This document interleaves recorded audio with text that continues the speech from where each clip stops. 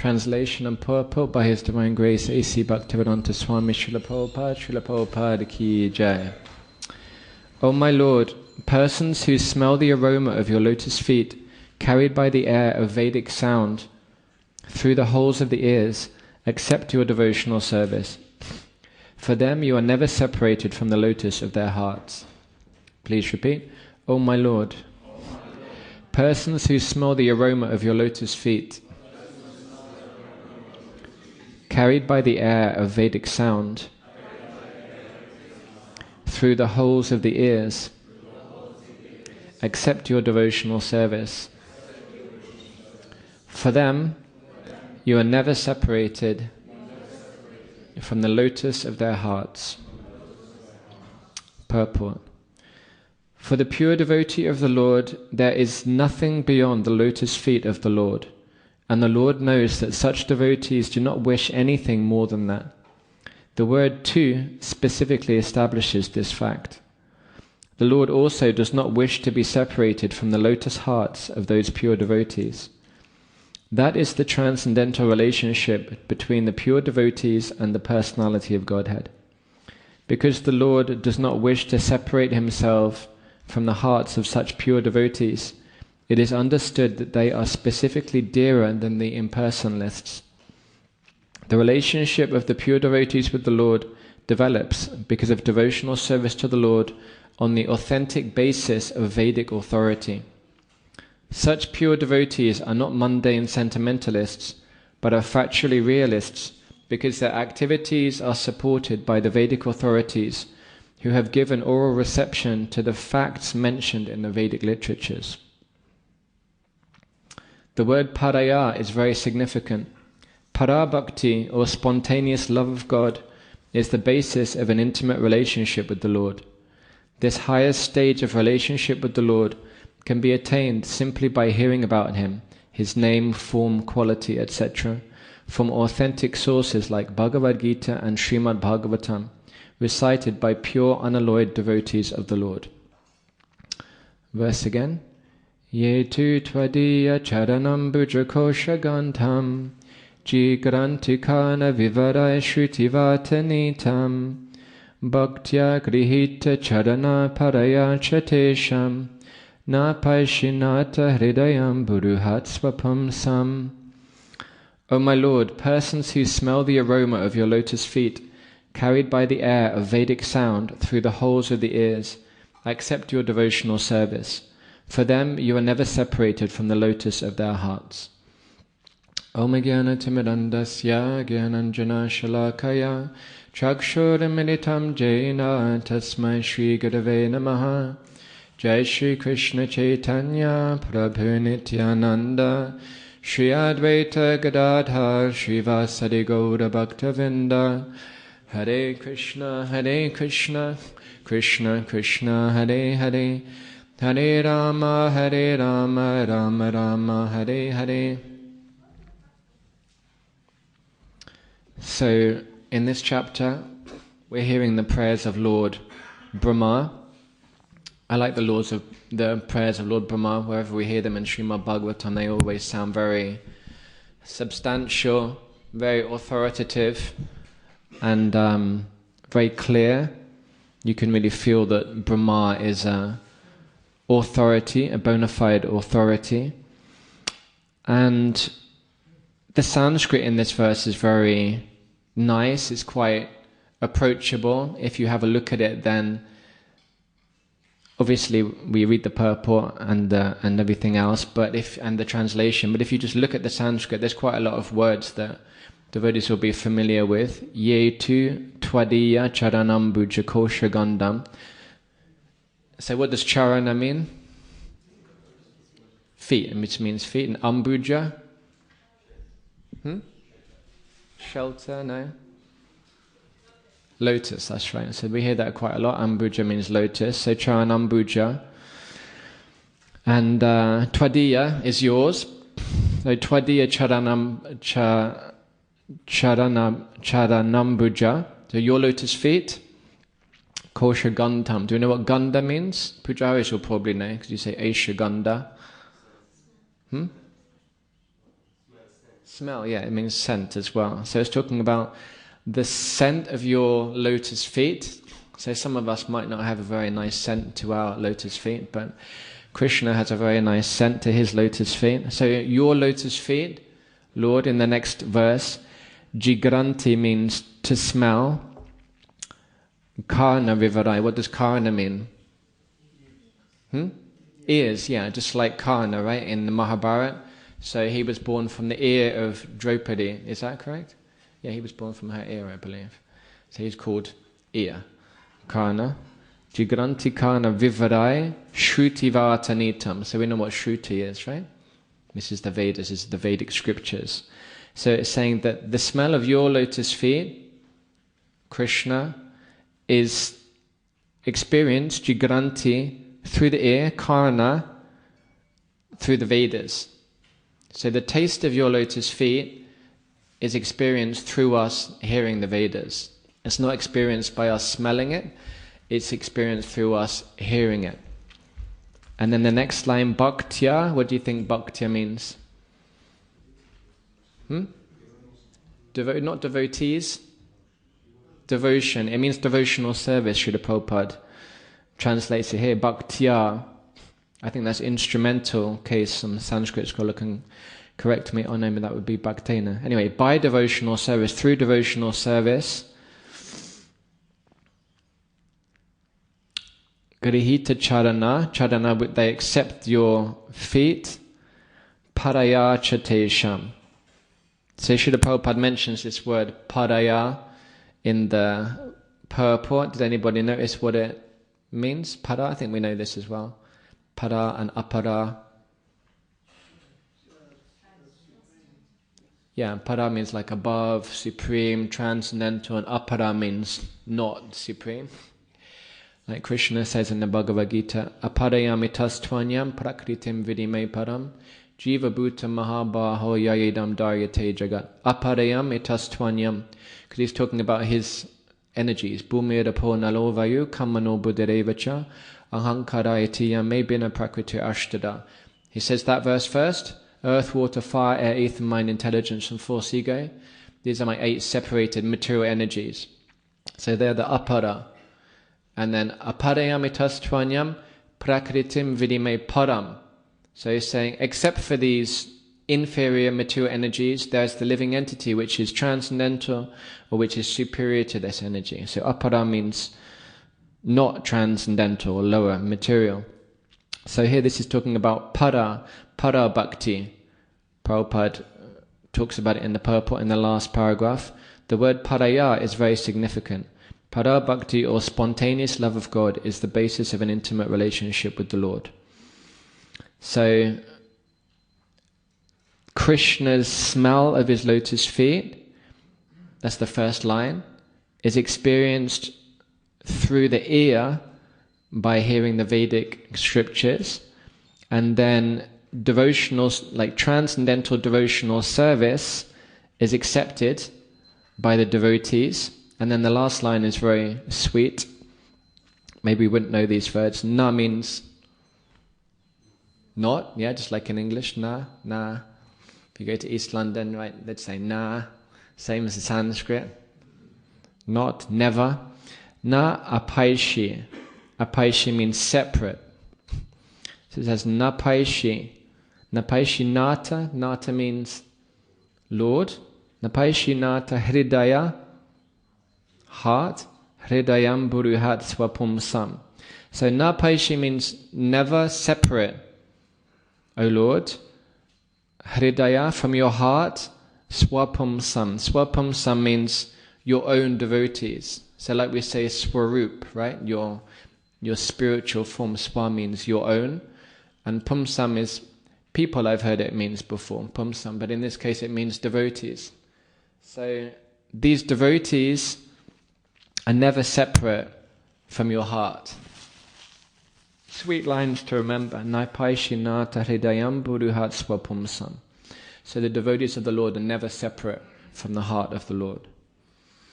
So Srila Prabhupada mentions a few different points in the purport. It's quite short, but very succinct. And one of the points that he mentions is that we experience, I got a wobbly mic. We experience the taste of Krishna's lotus feet through hearing the Vedic sound. It's kind of interesting, right? We sing Angani Yasya Sakalandriya Vriti Manti, that Krishna can do anything with any part of his body. So in this case, we're following in his footsteps. We're tasting or smelling the aroma of Krishna's lotus feet through our ears, following in his footsteps, exchanging interchangeable senses. But this sound vibration is very important, the quality of this sound vibration. Prabhupada says in the last line of the purport that this highest stage of realization, this highest stage of relationship with the Lord can be attained simply by hearing about him from authentic sources like Bhagavad Gita and Srimad Bhagavatam, recited by pure, unalloyed devotees of the Lord. So who we hear from is very important. It's like parents, then the child is going to be like the parent, because their father is impregnating the mother with the seed of the child. It's coming from them. If you grow plants, then the seed that you're going to sow, that's the kind of plant that you're going to get.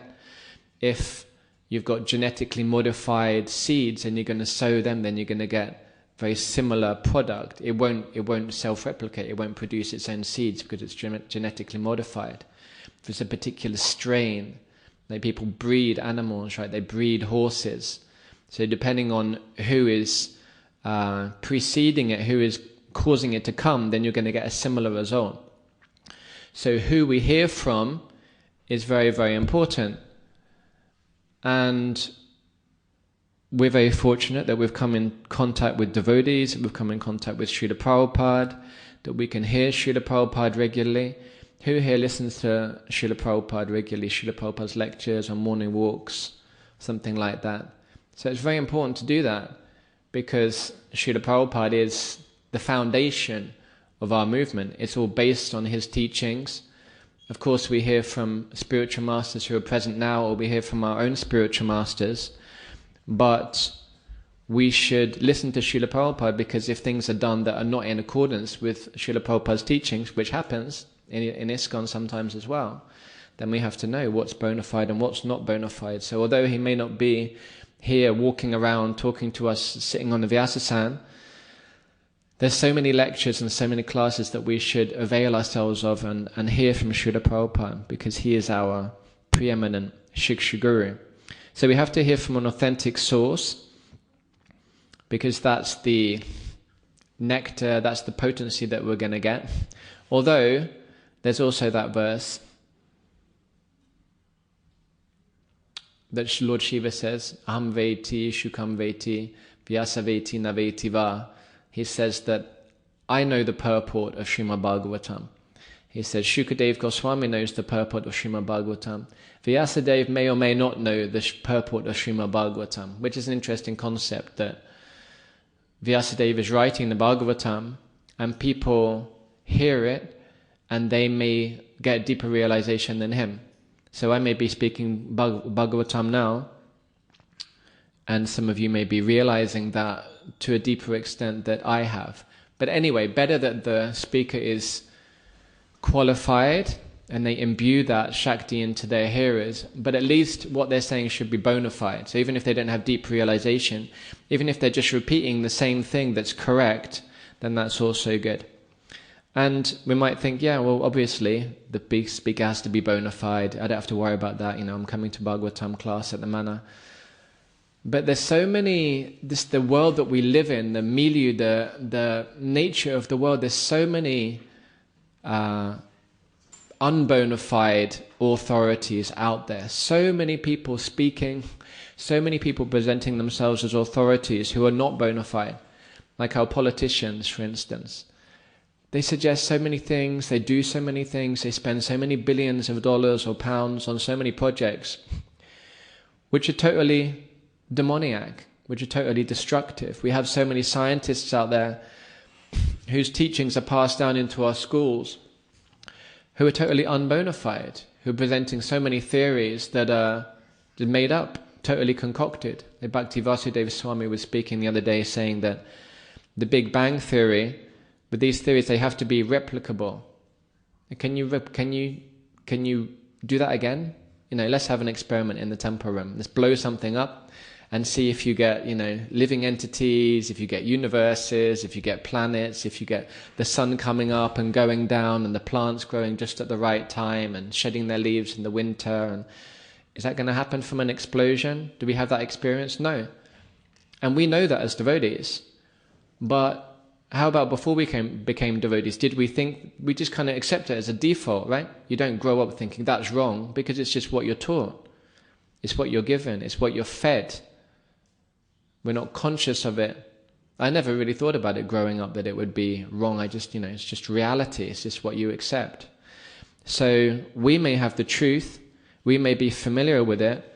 But if we see that actually there's so many unbona fide authorities out there with so much power and so much control and so much backing, how important it is for us to go out and give Krishna consciousness to others.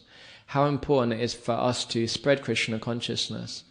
And there's many ways that we can do that. A lot of devotees here go out on Harinam regularly.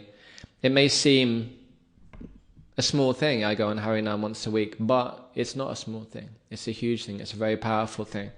And people get purified just by hearing those holy names. So very important for us to give this to others and represent these true bona fide authorities. The second point I was going to mention is that an important part of this verse is saying, for them you are never separated from the lotus of their hearts. So the devotees, na paishi, they're never separated from the Lord. Okay, good.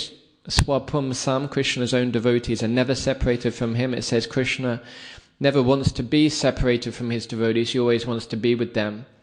But how do we do that? How do we enact that in our daily lives? How do we always be connected to the Lord?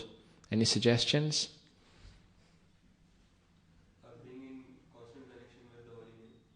Being in constant connection with the holy name. So we have to chant the holy name incessantly. Do we do that? Do we always chant the holy name? Not so easy. I remember my spiritual master saying, when you're sick, then at least you can chant the holy name all day long. And it's like I thought, well, God, when I'm sick, I just want to sleep, I just want to lie down. It's so difficult even to chant my 16 rounds. So there may be different levels of devotees. But yeah, there are some devotees who chant. I was just reading the other day, my son has this book by Indradyumna Swami, Diaries of a Traveling Preacher. I think that's what it's called. And it's there. It's so many amazing pastimes with Indradyumna Maharaj around the world, miraculous things.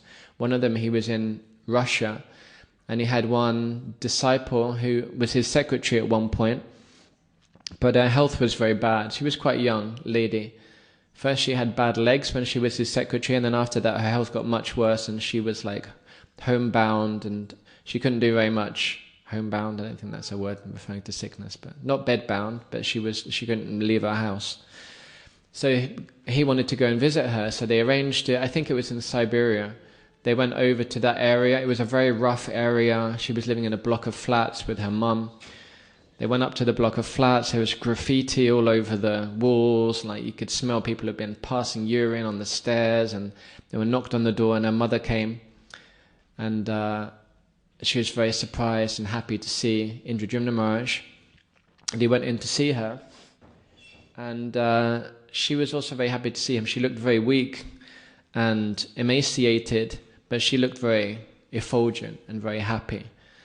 And her mother was telling Indradyumna Maharaj that she just chants the holy name. That's all she does. For about 20 hours a day, she chants on her beads.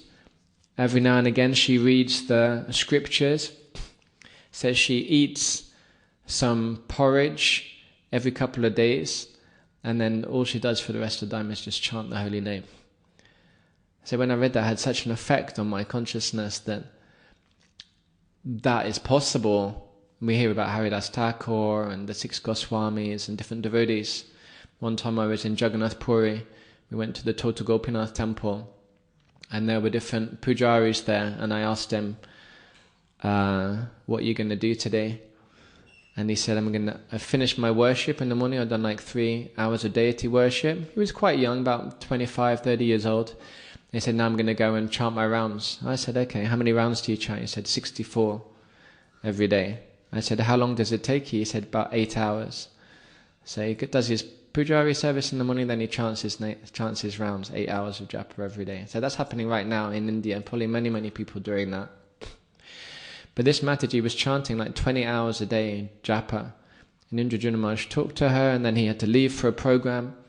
And he said as soon as he started to leave, she put her hand in the bead bag again, closed her eyes and started chanting. So this is hopefully something one day we'll also be able to attain, this taste, this absorption in the holy names, where it's just natural, it's just something that we take shelter of. I think devotees also experience that, hopefully, that even if we're not chanting japa all the time, then we're singing Hare Krishna, right? You come out of the temple room, you're walking down the street and you're just chanting Hare Krishna. And it's quite amazing. We may not think about it or appreciate it, but Nama Chintamani Krishnas Chaitanya Rasa Vigraha Purna Shuddho Nitya Mukto Binatwan Nama Namanaho. Binatwan Nama Namanaho. There's no difference between the name of the Lord and the Lord. So directly or indirectly, we're conscious of Krishna, we're chanting the holy name. Maybe experienced you're driving or whatever it may be you're doing, and this is going on in your mind even, Hare Krishna Mahamantra. So we're so fortunate.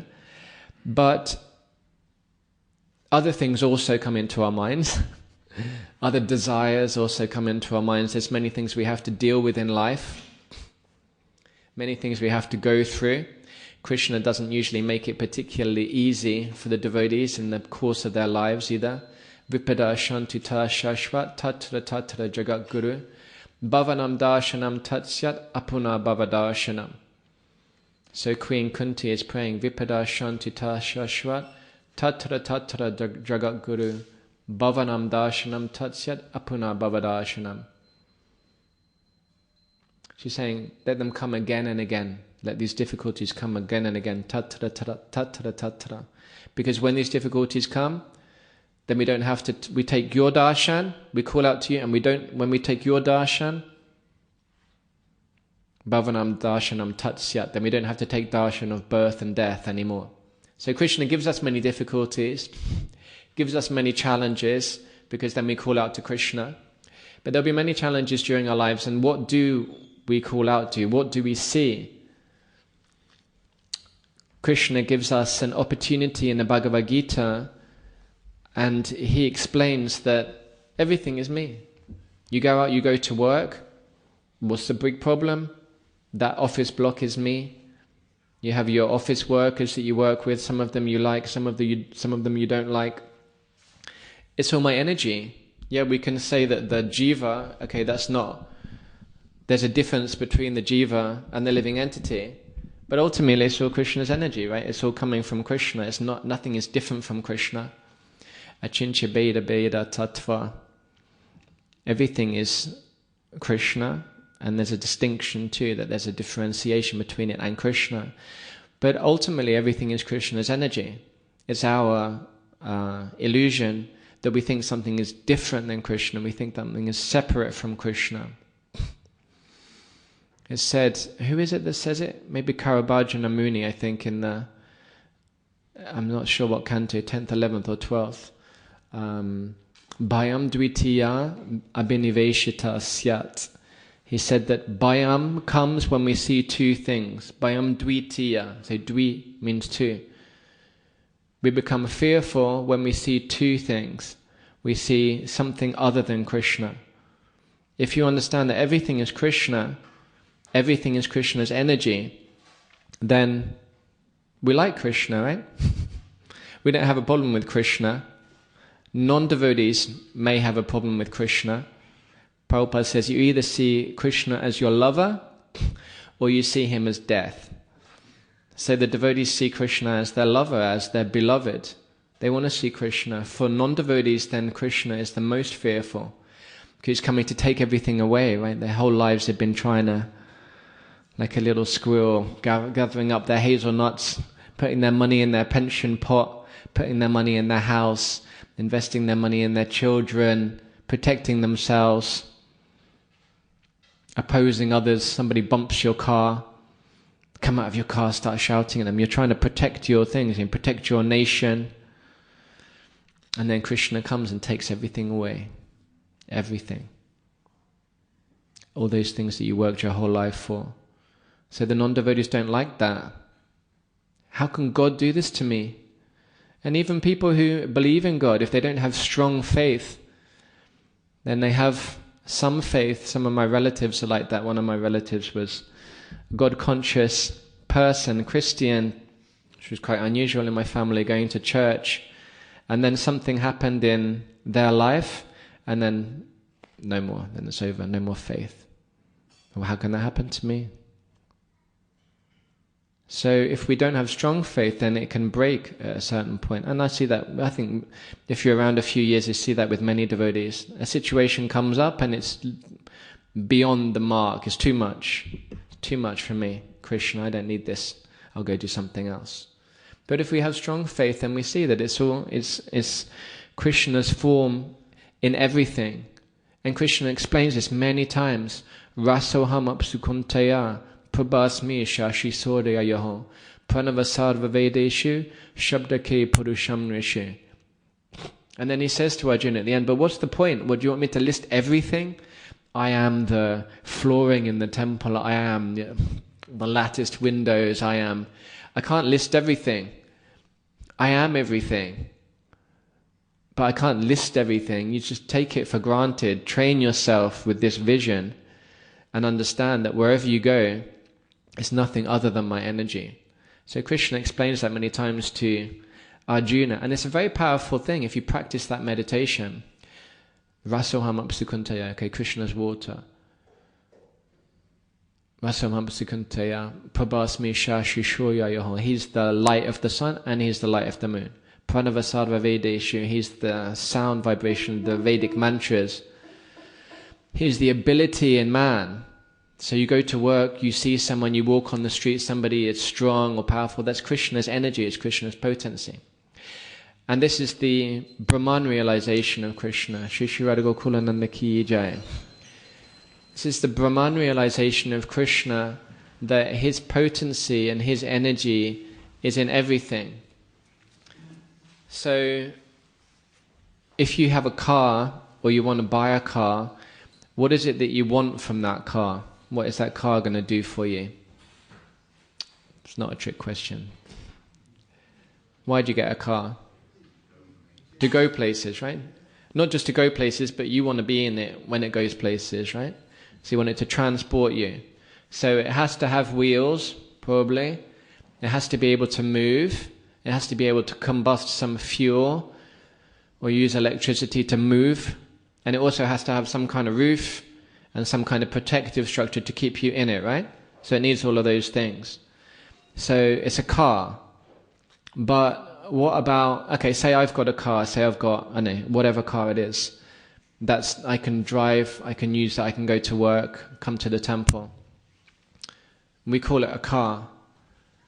What if it has a crash? Then is it still a car? And it's not functioning anymore. Is it still a car? It's still a car, right? But is it functional for us? Are we going to use it anymore? No. So what are we going to do with that? Say it's irreparable. Then we send it to the scrapyard, right? Then they're going to scrap it. And then if they scrap it, is it still a car? No, it's not a car anymore. They're going to scrunch it up. They're going to melt it down. They're going to sell it. They're going to make something out of it. So it's not a car anymore. So Bhagavatam says that this is a world of names. So we have this lectern here. What was it before it was a lectern?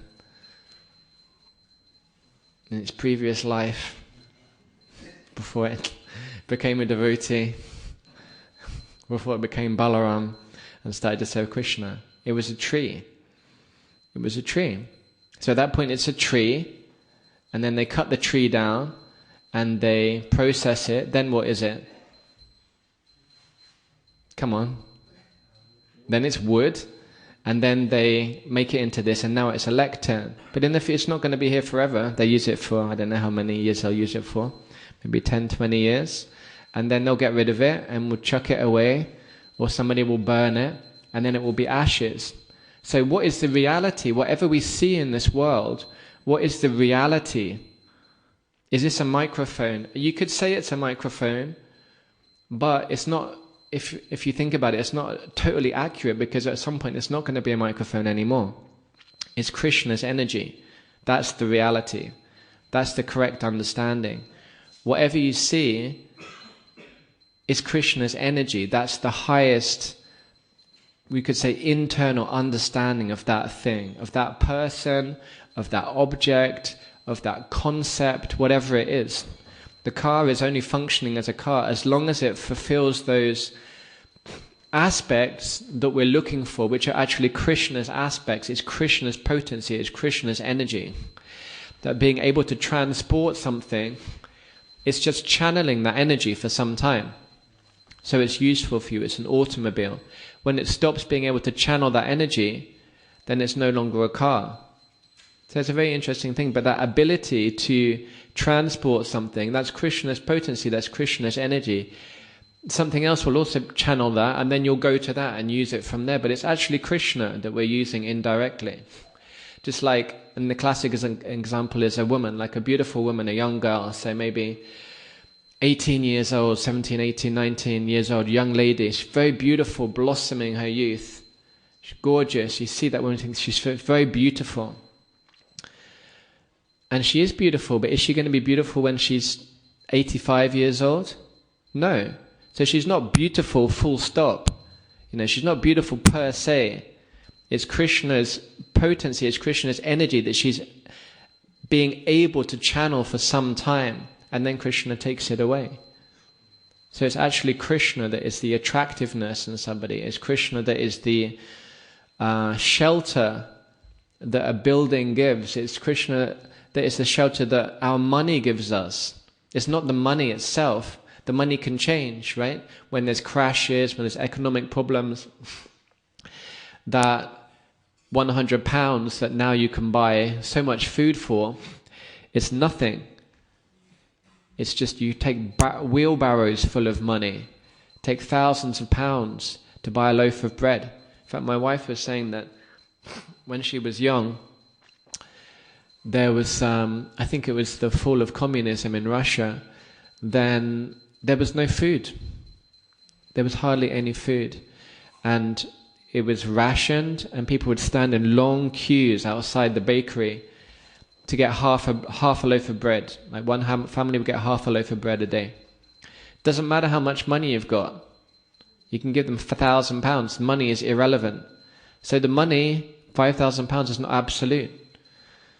Yesterday I was driving and I was just remembering this verse. Om Namo Bhagavate Vasudevaya Jamad Yasya Yaton Vayade Tadatas Charte Shabigaswara Tene Brahma Hridaya Adikavaye Muhyanti Yat Swardayaha Tejo Vidi Madam Yata Vinimayo Yatra Trish Sagomasha Dhammasvena Sada Nirastakuhakam Satyam Param Dimahi. So it's the first verse of Srimad Bhagavatam. And Vyasadeva is saying that he concludes it by saying, I meditate upon Sri Krishna, who is the absolute truth. So he's the essence of it. He's the absolute truth. This may be a relative truth. Okay, you have the job of being a microphone temporarily. You have the job of being a lectern. You have the job of being a building. You have the job of being a woman. You have the job of being a teacher. That's a relative truth. It's going to be there for some time. And it's subjective. Somebody may say, okay, he's a teacher, he's in a school. We may say he's a misteacher, he's a misleader, he's teaching you about gender equality or whatever it may be, choosing your gender, or he's teaching you about Darwinism. We may say he's a misleader.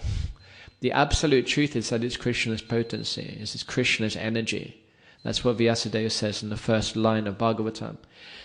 So if we develop that vision of seeing that everything is Krishna's energy, everything is Krishna's potency, then na paishi, then you're never separated from Krishna. Actually, we're never separated from Krishna. But the problem is that we forget him. We see two things. We see there's a building, there's a road, there's people, and we forget about Krishna. Of course, it's fine to see those things, but we should see them in relationship to Krishna. We shouldn't forget Krishna and think, okay, this is what I'm dealing with now. You understand it's all under Krishna's will, it's all under Krishna's control. It is all Krishna, ultimately. And then we can be always connected to Krishna. That's one way to do it. So, and the third thing I wanted to mention is, Srila Prabhupada speaks here in the last paragraph again, and he says the word paraya is very significant. Para bhakti, or spontaneous love of God, is the basis of an intimate relationship with the Lord. So here he's talking about spontaneous love, which is interesting because in the verse it says, Bhaktya grihita charana paraya chatesham. So what did we say para means? Supreme, transcendental. So in the word for word here, Srila Prabhupada translates it as transcendental. Which is, like, generally we would understand that, right? Para bhakti is the highest devotional service. And then Prabhupada says the word paraya is very significant. Para bhakti, or spontaneous love of God, is the basis of an intimate relationship with the Lord. So, I guess many things could be para bhakti. Prema bhakti is definitely para bhakti. I guess it's relative. There's many different stages of devotional service.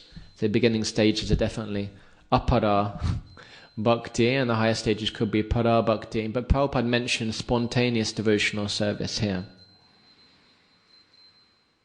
And he says this can be attained by hearing from bona fide authorities and from pure unalloyed devotees of the Lord. So what is this spontaneous devotional service? Can somebody tell me? Do we have the mic, portable mic? What is spontaneous devotional service Srila Prabhupada is mentioning here? Yes? Premanava Puri?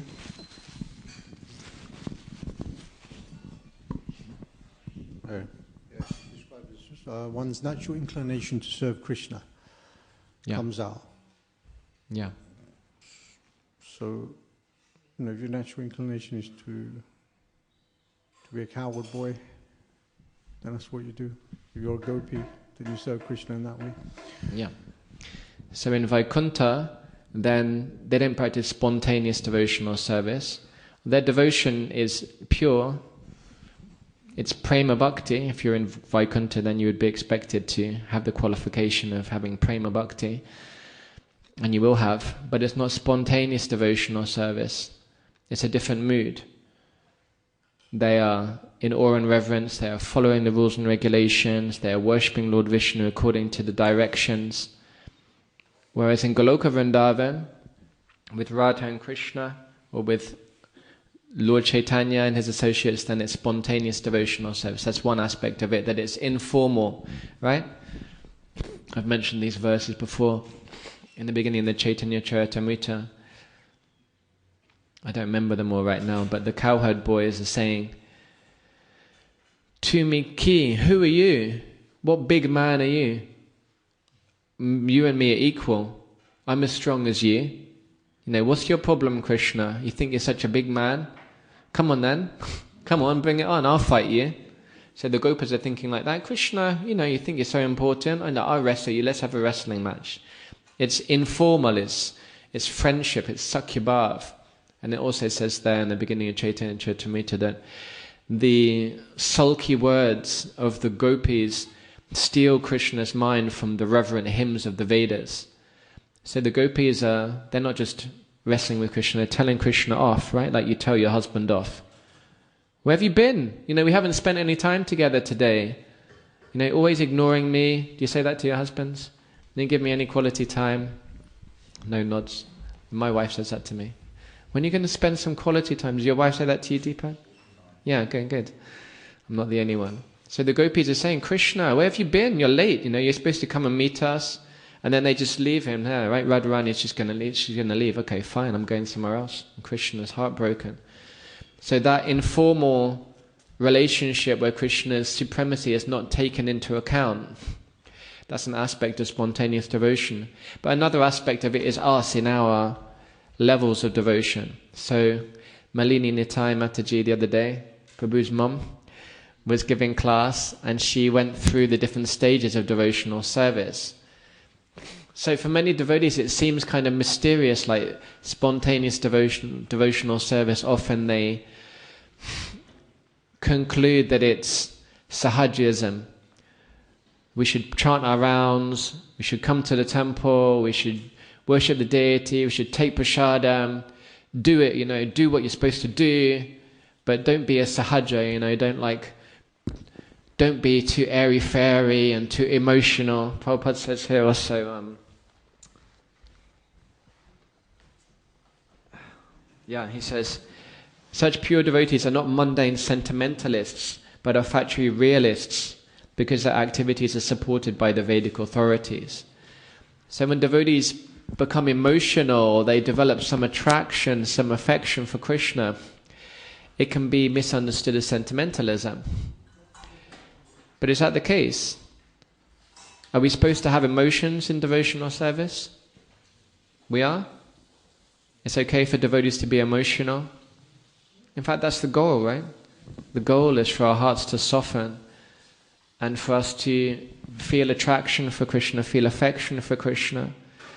And devotees, as they advance in devotional service, Romanchakampa Shrutarangabhaja, right? Mahaprabhu Kirtana Nritya Gita, Varita Madhyan Manasora Sena, Romanchakampa Shrutarangabhaja, Vande Guru Sri Charanaravinda. So what does that mean? Romanchakampa Shrutarangabhaja means the devotee is absorbed in feeling emotion for the Lord. He's crying, he's shaking, experiencing different ecstatic symptoms. So our devotional service is not supposed to be a barren tree. It's not supposed to be, not supposed to be only lines in stone. In the beginning it's supposed to be lines in stone. We're fixed, we do what we're supposed to do and whatever. But our hearts are supposed to melt also at some point. Our hearts are supposed to soften, so we're chanting the holy name and we're actually thinking of Krishna. We're not just chanting the holy name, trying not to think of something else. We're chanting the holy name and you're feeling separation from Krishna, you want to be with Krishna. You're thinking of Krishna in Vrindavan, you're thinking of Krishna's pastimes. And you're identifying more with that. What is our home? Once my spiritual master gave a class in New Vajradam. It was Bahulashtami, Radhakund Prakat, and they have a beautiful, I'll just end with this point, they have a beautiful ceremony there when it's the appearance day of Radhakund. So they have their Radhakund and their Shyamakund, and the devotees gather in the evening. It's quite cold at that time in Hungary, November I think, Radhakund Prakat, or December. And devotees gather and they sing Radhakundashtakam. Everybody circumambulates Radhakund with kirtan. Some devotees bathe in it, although it's absolutely freezing at that time. And then they have a feast and they have a class. And it's very, very sweet, very intimate festival. Not many devotees there, just the devotees who live there. And one time my spiritual master gave the class and he was talking all about Radhakund. He was talking all about the glories of Radhakund. And then he began to speak about Radhakund in the spiritual world and what Radhakund looks like, and describing it. It was a very elaborate description. There's like a bridge that goes over Radhakund and different gopis live in different areas, and Ananga Manjari goes there and they often meet there, and it's like, I don't know if it's marble, the staircase, but it's like made of all these special stones, these precious stones, and it's decorated, and there's different kunjas, and there's different flowers and different colors in different kunjas, and it's just such a transcendental description of such a transcendental place. And then he said at the end, and this place, this transcendental spiritual place, which is all attractive, is your home. This is your home. So it's not something else. It's not like in India or in the spiritual world, which is billions of miles away. This is our real home. That's our real identity, is to be there, is to be with Krishna. The identities that we have now, father, mother, husband, brahmachari, grihastha, sannyasi, it can be gone in a flick of an eye. But Nityasiddha Krishna Das, we're Krishna's eternal servants, and that means we're serving Krishna somewhere, and we're serving him there in Goloka Vrindavan. So as devotees advance in devotional service, that spontaneous love means that I'm not just fighting with my mind, but I'm actually absorbed in chanting the holy name. I'm attracted, I'm feeling love for Krishna, and it's natural and it's flowing. It's flowing naturally to Krishna. So that's the goal of our devotional service. That's what Parabhakti is, and that's what's mentioned in the verse here, and Prabhupada mentions in the purport. And yeah, it's a fight to get to that point, to cleanse our heart, but that's the goal of our devotional practices. Thank you very much for your attention. Does anybody have any comments or questions? Yes, Prabhu?